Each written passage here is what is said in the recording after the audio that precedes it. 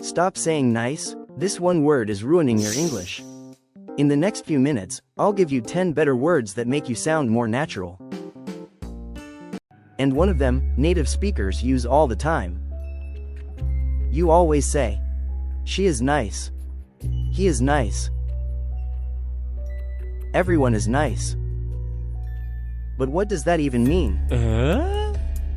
Is she friendly, funny, polite? We don't know.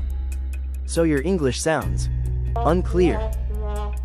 Let's fix this, starting now. Kind means you care about others. She always helps people. She is kind. Friendly means easy to talk to. He smiles and talks to everyone. He is friendly. But this next one is more fun. Funny makes people laugh. My friend tells jokes. He is funny. Serious doesn't joke much. My teacher is very serious. Most people get this wrong. Confident means you believe in yourself. She speaks English without fear. Shy means nervous around people. He doesn't talk much. Now this one is very common. Lazy means you don't like working. He lies down on the sofa all day. Hardworking means you work seriously. She studies every day.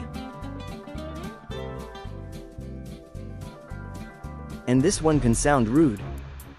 Polite means you respect others. She says, please, and thank you. She is polite. Rude means not polite. He speaks loudly and shout at one in front of others. He is rude.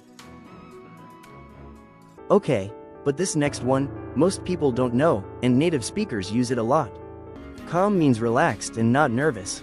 She speaks slowly and stays relaxed. She is calm. Restless means you can't relax. He keeps moving and can't sit still. He is restless. This word is very useful in real life. Let's combine the words. My male friend is calm and friendly.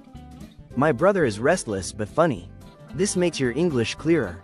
Now tell me in the comments, how do you describe your best friend? Use at least 2 personality words.